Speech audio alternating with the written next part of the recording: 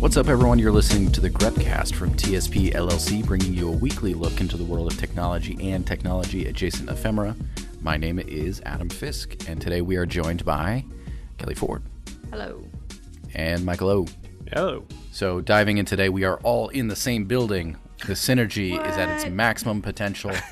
So let us talk about the death of IoT. We are still like at a distance away from each other where it won't mess with the audio. So yes.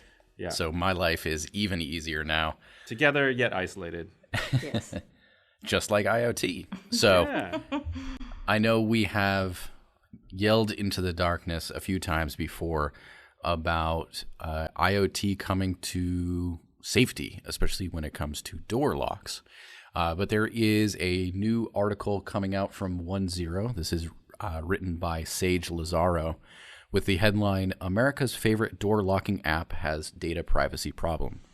And upon reading that, I said, Dodoy, yes, of course. By pure concept of this, I am sure that there are some data privacy issues. Really? Yeah. I couldn't imagine that a technology company would have data privacy issues. We have not yet reached our ultimate goal of having people care about security even for a second. Well, certainly not the companies that make stuff. No. They might now. Hey, we'll see. In this case, this article goes on to talk about the sub-headline, I guess, puts it pretty plainly, great for landlords, not so great for you. So in this case, it is focusing very specifically on Latch, which according to the article has a few bucks in their coffers. They have raised about $96 million in venture capital funding. So, of course, that means they have more than enough money to think about the health and safety ramifications of privacy policies. But why would they do that if nobody's making them? There's like so much about this article which really smells of BS. Like, the company claims that 1 in 10 new apartment buildings in the United States is being built with its products, even though they have 3 products. Yes. Right. Yeah. I don't know. It may be one of those things where it's like what they mean versus what they're implying are totally different things. They're like, oh yeah, 1 in 10 will have a smart lock. Maybe not us. Right.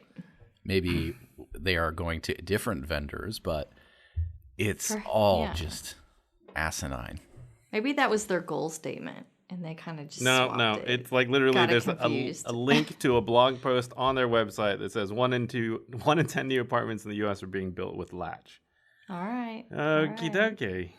Well, but if it's true, it sort of goes to show how quickly these IoT issues go to scale because of the power of venture capital funding. Right. I mean, it used to be the type of thing like, oh, I've got a company, I've got a really good invention, I'm going to invent a new lock. Takes a few years to get to the market, maybe legislation, other things have a little bit of time to catch up. But, they launched in 2014, but, they had their sort of 70 million in Series B last year, which is clearly where they kind of got to, mass market. So, I mean, really, in 1 year, they've started rolling out these locks. Mm-hmm. And it's one of those cases where it's good technology. Like I can see from a landlord standpoint that this is good, or a building standpoint, because it is convenient if you need to have people come in to service it, or if you have renters changing out, or if you have a master key situation. Even if you are the owner of, say, a condo unit, it is kind of a pain in the ass to constantly have issues with your keys. However, as much of the technology we discuss on this podcast is, just because it's good technology doesn't mean it can't be used for bad, and people aren't doing their due diligence when it comes to privacy and data.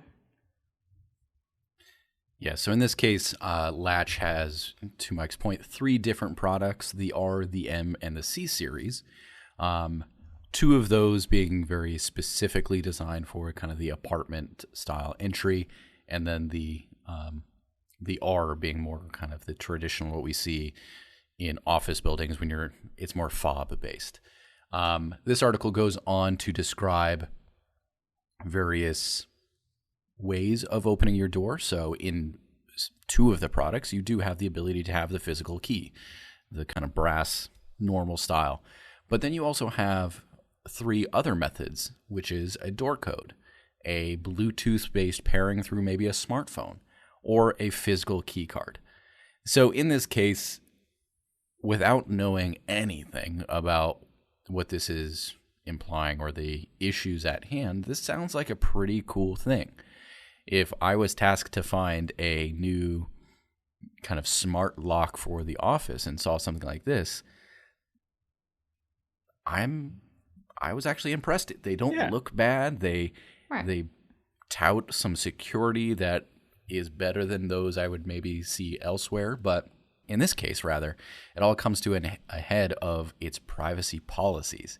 And that's where it really gets nuts and like really obvious. In this case, Latch, from a quote from the article, Latch also captures and stores photos and videos of those who interact with the hardware. Yeah. Which, right. All right, now, okay, big problem. Well, it's the combination of its ability to capture this information, which, like you said, from a feature and functionality standpoint might be a real positive, to the storage of the information, and then this sort of asymmetrical power structure of landlords and tenants, right? Mm-hmm.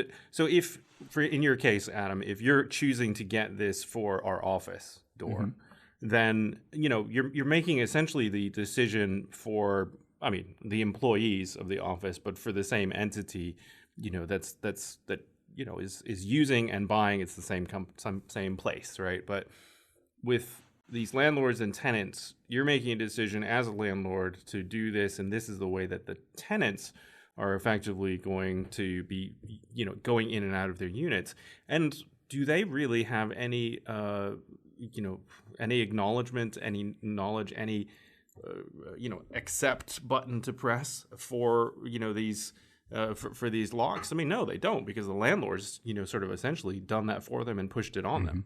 Yeah, in this case, this is actually now the kind of tenant consent that if you're having these systems being forced on you, either because it is being changed out while you already have a lease, or mm-hmm. you're just coming in brand new, in New York City, residents of a Manhattan building are actually suing their landlord in part because of these privacy concerns, specifically related to the app.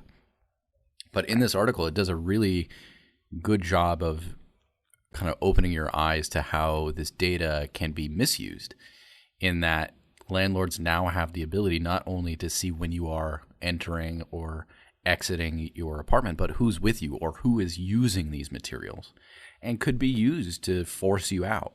In this case, it's bringing specific concerns about rent control to kind of the forefront of, hey, we want to bring people in that will pay more money because we installed these smart-based systems, and we're going to use that against you. Yeah, that was really crazy about this article, is how these residents, they're in the Hell's Kitchen neighborhood. And so a lot of these people have lived there for a long time, and many of them are much older, and they're saying this is now a form of digital harassment, which I thought was an interesting concept. And they actually brought suit against the owners mm-hmm. just to be able to have a physical key. And I think, it sucks that they have to go to court to do this, because many people just don't have the ability to take their landlords to court either. It's a money issue mm-hmm. and a time issue, among other things, but just to have a physical key. And I think, too, this helps to bring a human face to the issue, because the one thing that stood out to me that I mentioned to Adam before we started recording is one of these tenants is a 93-year-old man. He's blind in one eye, and he basically has just decided to become a shut-in because he doesn't own a phone, and you need a smartphone in order to use this latch, and you can't even access the mailroom.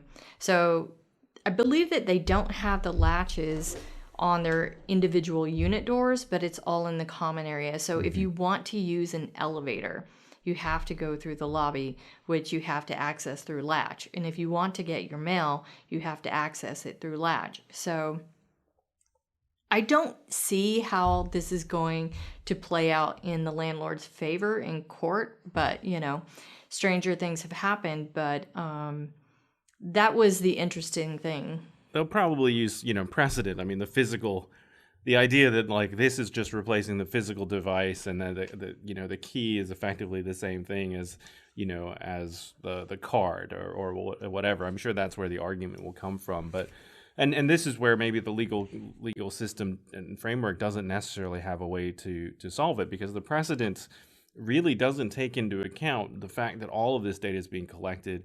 It doesn't take into account all of it's stored on the cloud, and what happens if hopefully Latch has pretty good security, but what happens if somebody gets in? It's just this week that some insider at DJI, the drone company in China, was put in jail because he shared the private keys of DJI's sort of software and encryption keys in GitHub, clearly trying to really piss off his employer.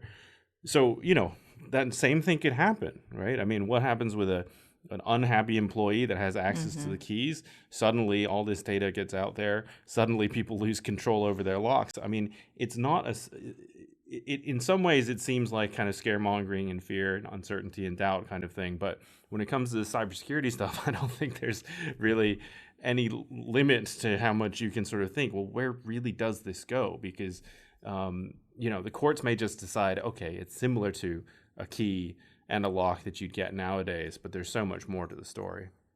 Yeah, I mean, it's many layered. And also, I don't think it's if, I think it's when, right? When this happens, when it gets hacked. Yeah. Because the landlords can use, they're not even hacking it. They can just lock tenants out if they wanted to.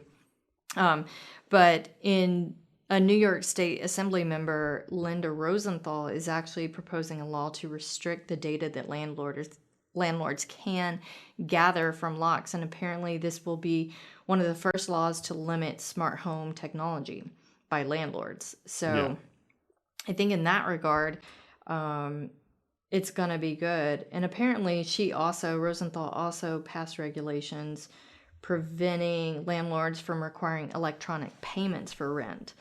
So it's interesting to see how the digital world keeps clashing against our status quo and traditional methods of doing things, and how in many cases the law can help.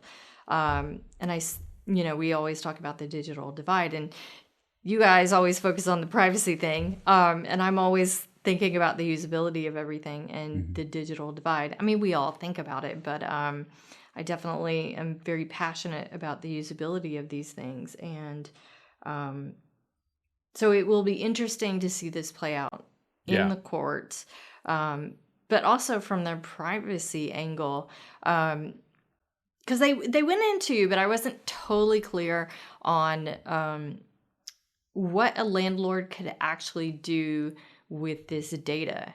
Like they were saying that they do or they don't give you GPS data based on the app on your phone. Well, the app is like, it's just all very unclear. It's part of the terms and of the service that effectively you agree that your GPS data can be harvested essentially, but the CEO of the company says, "Oh, we don't use it. That's just a default setting of mobile devices, and we kind of need it for different things," which is kind of BS. I mean, because at the end of the day, if you're doing locks, you don't need GPS, but to justify your $96 million valuation, it's more than selling 1 million locks. It's I'm sure that part of this business model is the data that these products create, and the maps and the ways that can be analyzed, hopefully anonymously. But at the end of the day, I mean, that's the biggest concern is,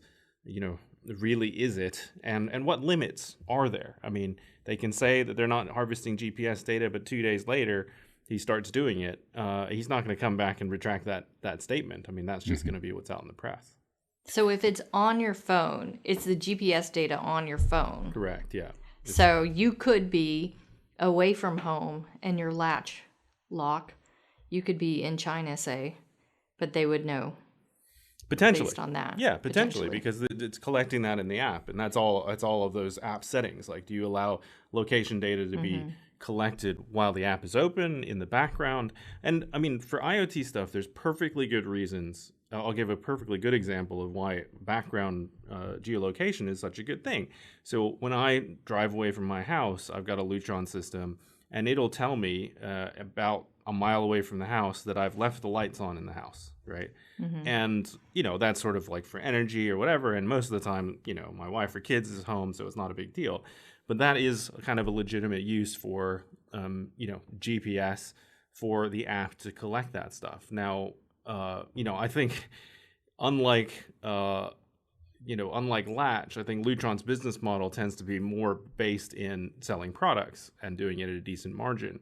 But especially in the new generation of businesses, I think that, what they're really trading there is data. And that's, where I worry the most is these big valuations for companies that are basically making a pretty basic product. So there's clearly a lot more behind the scenes that they're doing with our data.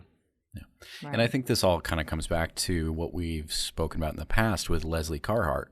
In one of her reviews is she's like, not every single person is going to have the background that I have and raise these concerns. And in this article, again, a direct quote, the worrying information about data usage is buried in the company's 3,000-word privacy policy, which, like many similar tech terms of services, is long, vague, and difficult to read. So to Kelly's point, this is going after those people. Even myself, I'm not reading every terms of service, but specifically the vulnerable populations, those who are older, those who just don't have time to read these things. It is preying on them. And the thing that which we can almost close on with this topic that the article ends with is by forcing you to sign a privacy agreement just to open your door to enter your home, to even just enter the common areas. It's bringing bad data policies and normalizing invasive technology to the point where the precedent may come out of this and say, yeah, but this is how the world is, and this lawsuit is now invalid or whatever. It's now, there's a precedent for something that could be bigger, worse, or just as broken. Well, I will kind of add a takeaway or two to that, particularly for our listeners that might be considering using some of these products. The first off is just simply be aware that this collection of data is happening, and do read the privacy policy, as horrible as it may sound, or just Google the name of the company and privacy and just see if there's instances, coverage, things where people have discussed these things. The second thing is, clearly, if you're in a situation where if you're a tenant and you're going into a building that has smart locks, don't just look at that as a positive. Really think that through, which hopefully, based on listening to a few of our podcasts, you've understood why. And then kind of the last thing is, there are very good alternatives to this stuff that is not necessarily connected to the cloud, but still gives you this, the control that's out there. And, one of the systems that we use a lot in our commercial work is 2N. They're a Czechoslovakian company, and they essentially, they were bought out by American company Axis, but they make money selling products at a good price. And because of that, they're not in the business of creating all of this data. They're essentially saying, you purchase this for a good price, you install it. You might need somebody like us who's a little bit more advanced, because these systems tend to integrate at a pretty high level with different things. But you still get a lot of that same functionality, being able to remotely open and close your door, look at cameras and all that kind of stuff from an app without having to sort of sign away your location and privacy. There's always an alternative. Yes. Always. Yeah. And hey, you can always ask us. We'll give you 15 opinions. That's right. A couple of them good. Most of them good. Come on. All right, 8 out of 15. All right, that I can agree with. Following up on that, especially with kind of the background theme of everybody trying to jump in on the unicorn idea, be it with public safety or our much maligned topics that is rentable public transportation. We were, again, yelling about it just before we started recording based off of a CDC article on safety. But there was a really interesting article that was shared with us from the New York Times, written by Alexander Stevenson and Cao Li, called How China's Unicorns Shook a Bicycle Town. So in this case, it is a really, really interesting article talking about bike sharing in this case. So these apps that, much like Lime, much like Blue Bikes, that are based around the idea that people need to get around, don't want to rely on public transportation or cars, but want to have the ability to rent and utilize bicycles in and around China.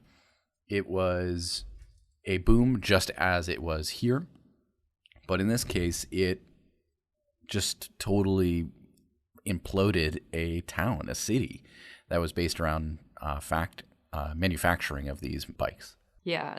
One of the funny quotes, because I'm always looking for the funny quotes, was, "A pen of bleeding goats watch over them as they rust." Bleating, I just wanted not bleeding. Okay. Not bleeding. That would be bad. Right. But yeah, again, it's just like, here's a great, they want this technology for a good reason. You know, traffic congestion is an issue, pollution is an issue, but yet again, it's, you know, this great idea. And then it's almost like FOMO investing, you know, people talking about, oh, I didn't want to miss out on this. And this FOMO investing is now creating all of these booms, and then immediately following a giant bust.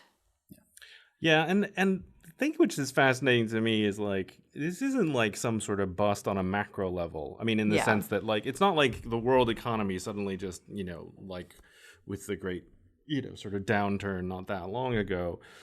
But this is like it's essentially an artificially created bubble in a pop, in the sense that, like, everybody jumps in and then they realize, wow, this is really a crappy business model. People are throwing our bikes into lakes, and, you know, and you know, the 100 of other things that we've talked about in previous podcast episodes.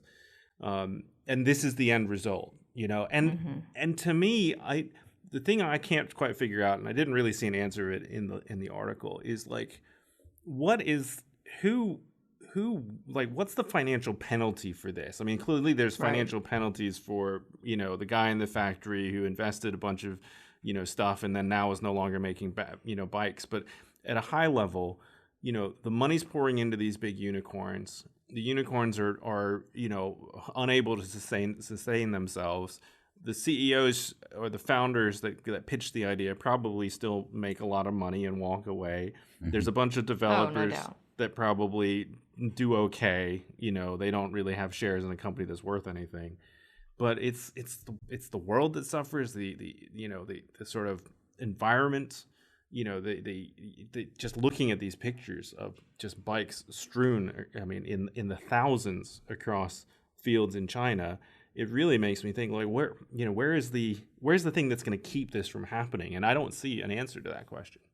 Yeah, and I don't know if there is one, because there's going to be something new, right? Right. They're going to move from bikes to scooters, from scooters to rollerblades. I don't know. But quick clarification and background, because this is a term that's thrown around really easily. That is a unicorn. So a unicorn is a new business. It is a brand new company that starts up that is valued at more than $1 billion. So this isn't something like Toyota, who is saying, you know what, I'm now the unicorn. Nah, it's that quick, like, act fast, break something methodology that in this case was helpful. The article goes to describe that today there are 23 million of these like-minded bikes in major Chinese cities like Beijing or Shanghai. So it's not like that it's a bad model, but it's every other company that's saying, oh, I can do this, but I can do it a little bit different. And they're just jumping on like barnacles onto this industry until they realize, oops, the bubble's popped. They're still useful. People are still totally using them. But hey, there's just not enough room for me. So yeah, I think everybody has a parachute. They leave this stock level behind and just write it off and go find something new. Yeah.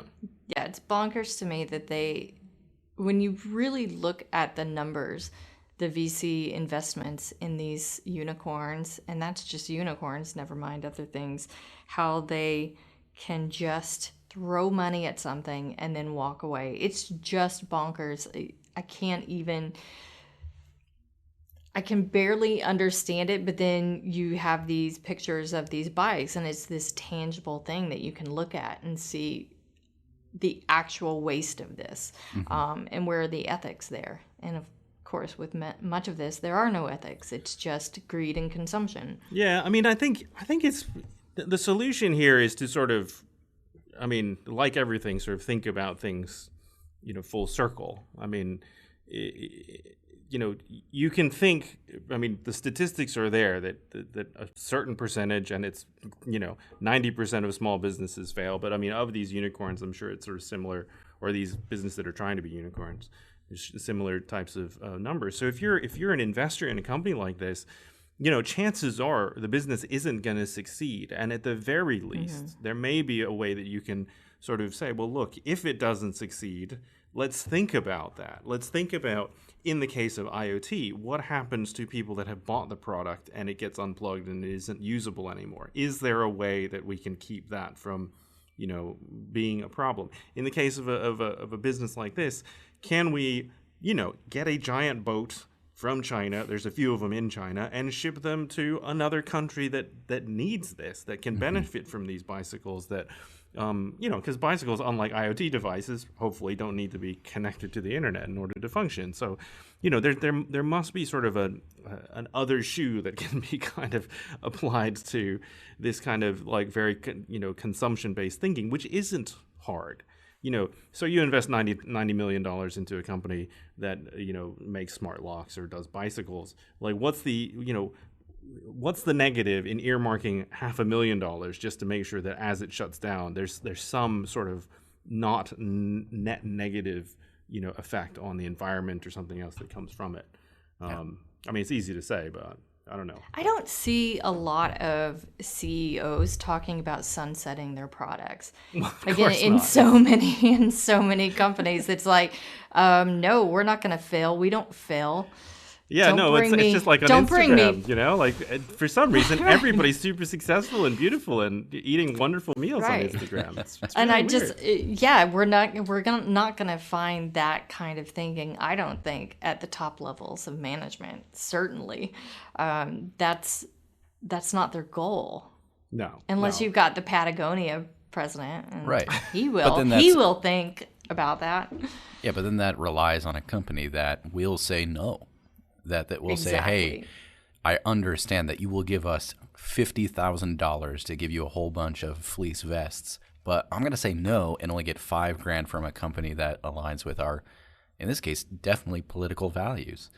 Well, but I don't think it's that hard. I mean, I agree with you, Kelly, that you're an ethical person, Mike. Well, no.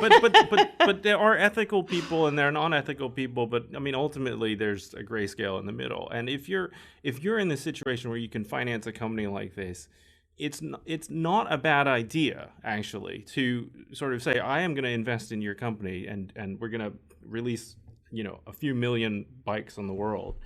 But as part of a condition of the investment, I need to understand that you have an understanding of what can happen in business, right? Because I think this is where you can try to make a sort of a capitalist sort of argument out of it, which is to say, if somebody is such a bad planner that they haven't actually thought of the possibility that something might go wrong, they're probably also a horrible business person because they're not thinking strategically, right? I mean, they might be able to like succeed in shooting off like one amazing product, but in terms of like repeatability and actually being a good investment, you want somebody that has actually sort of thought this stuff through. I mean, that's kind of, maybe sort of the glasses half full kind of thinking, but I think it isn't that hard to try, sort of activate a few extra ethical brain cells to try to keep this from happening. Right, but I mean, do we know of investors, like big time investors who are doing that? Do we know VCs that are doing that? I don't. It's great. It's a lofty goal. Mm-hmm. And it does feel like, yeah, this should be simple. You should always be thinking of what you will do, especially if you have a tangible product such as this. Like, what are you going to do with the spare parts? I mean, even Apple, like thinking about old phones and stuff. What's the plan there? I mean, they do have a plan, right? Well, they do have a plan, but people have sort of torn it apart and said, even if you had a factory of these robots that could do it, A, it's still not going to be able to keep up with the rate of phone sales, and B, people don't give back their phones in quantities that are large enough for it to actually make a difference, which is kind of interesting. It's sort of saying, well, these phones are out there, and in a lot of cases they're being handed down to kids and other people, but at some point, they're probably being put in municipal waste. Hopefully responsibly, but instead of it generally not. Yeah, generally not. But it's not coming back to an Apple store. It's going to some third party, the phones guy on the street who's selling used stuff or whatever, wants to take it apart for parts. So I think there's so much to be thought, and Apple's thinking about it. But it's still an issue. Yeah, of course. Yeah. So in this case, to put a number on the rate of manufacturing that did happen with this boom, in this one city alone in 2017, it was churning out about 10,000 bikes a day. Jeez. I about died when I read that. Just about died. And I think that really puts a bigger sense of gravitas to these images, because I think it's one of those things that, by and large, as human beings, when we see a picture of a field of bikes, the scale is so much that our brains stop seeing it. We see it as an image. But 10,000 per day, and in this case, the bubble busted, 8 months later? Yeah, that was quick. To the point that in this article it ends with that there is almost now a cottage industry being created because of the waste, because of these rust fields. It showcases a 25-year-old from the city who is now just making bikes and selling them online, and bought hundreds of these frames for $2 a pair, or $2 a set. And he, in this case, he's like, yeah, I'm going to find a way to make use out of them. That me one person is now going to spend $2 and just find some way to reuse this. Either making new bikes and selling them, or, I don't know, melting them down for parts. I don't know. At least someone is doing something with it. I want to see this field of thousands of bikes ending up on an episode of The Walking Dead. They've kind of made it through, some sort of epic adventure, and they come upon this field, and it's like 1 million bicycles. It's very, anyway. Yeah. It's a terrifying idea, because it is just straight evidence of what happens when we have this cool idea, this cool technological idea about, let's make it easy for people to rent and use bicycles, but then, it goes gangbusters with no recourse. Yep.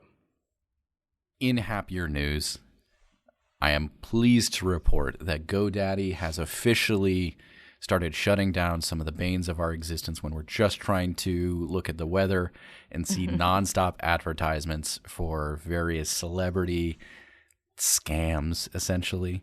A article posted on zdnet.com by Catalin Simpanow and 0 Day, or for 0 Day rather, GoDaddy takes down 15,000 subdomains rather, used for online scams, which is massive. And this is our one good thing of the day. I know a previous episode we hung up all our laurels and pain on Instagram being pretty okay for once. And in this case now, we can say GoDaddy actually did something okay for once. Well, they've done much better with their misogyny. I will give them that. Yeah. They have. They have turned some things around. They started they went pretty from low. 100% to right. Yeah. So like they started at 0, so they made it up to like sort of 2 since those days. But it does seem like they are a slightly different company than at least the original GoDaddy, which you can't really separate, because that's clearly why they exist now, is because of their successful misogynistic marketing, which we would hope would not be as successful nowadays, but yet somehow think that it probably would be. But anyway, the world's on fire. Yeah. Moving on. They do seem to have. I mean, the thing about GoDaddy is they have scale, and it's good to see when somebody applies this kind of activity to something of scale, and they can take down so much of this sort of negative activity. Probably wasn't with one click. There's probably a team of people working on things, but that is, was a really positive news story that was shared on our Grepcast channel this week. Yeah, so in this case, the way that it was working is subdomains. So these crazy scams that were hosted on legitimate sites without the site owner generally knowing. Celebrities such as Stephen Hawking, Jennifer Lopez, Gwen Stefani, Blake Shelton, and the Shark Tank TV show, plus many more, were caught up in this with bogus endorsements. So in this case, it wasn't GoDaddy who discovered this massive network. It was a Palo Alto Networks security researcher named Jeff White, who went on a 2-year investigation to kind of show this off. And then from there, handed it over to GoDaddy. So in this case, our normal causes for these types of materials. So phishing was a big thing. And then a new phrase that I hadn't heard yet, which was called credential stuffing, which was essentially brute force stuff. Mike, have you heard of that phrase? I've heard of the phrase, but I've never understood how it's different from, dictionary attacks and that kind of thing. Maybe it's just a... So in this case, what it seems, and I will admit I took about 14 seconds worth of research into this before we started recording. So we might have a correction corner next week. Yeah. In this case, it is utilizing credentials, so usernames, passwords found in other hacks, other leaks, and just trying them out through a broad-based attack, saying, all right, I'm going to try username X across 15 passwords, and if it works, great. If it doesn't, it doesn't. So it's an educated guess rather than a dictionary attack. Yeah. Right. It's saying this is a password that this person has used at least 1 or 2 other times. Let's see if it works here, which it seems like it did work. So GoDaddy then took down these 15,000 subdomains on its servers last month, reset passwords, let people know, and our long national trauma of weather.com weight loss advertisements have been pulled down a little bit more. A little bit. They'll still be there, no doubt. Yeah, it was interesting. It was almost all brain supplements, CBD oil, weight loss, dietary products. Mm-hmm. They just know what we care about. Yeah. Those spammers. Yeah, those attackers. Lose weight, lose stress. It's like they're inside my head. I know. They feed upon our insecurities. That's the best way to get our money. Even in legal means. If you put a celebrity's name on it. Oh my God. It's amazing then. I really do want to know, out of just curiosity, if there is ever going to be a report on how much money these people actually made before this was shut down. Like, was this something that like pulled in $100 every week or $100,000 every week? I'm sure it's a lot. Yeah, I'm sure it's the latter. I did have a good idea for an episode on the podcast. We should do like a throwback podcast, but go back like 300 years and act like we're in like the tulip bubble, and we can basically do a Grepcast about, oh man, all the tulip unicorns, and people are just being really stupid, and then we can really kind of bring in snake oil salesmen, because this, I mean, these themes, these archetypes have been around for ages, right? It's just that people are leveraging and using technology to magnify it. So it's really interesting to think about like how much of this really is new. It isn't. It's just we've been scamming people since we learned how to talk. Exactly. Yeah. Oh yeah, this has been happening throughout history. This is just the scale is so much larger. The communication is so much more advanced. We could just talk about it on a podcast now. Hey, there we go. You can. New technology is bringing new ways for us to yell about how bad the world is.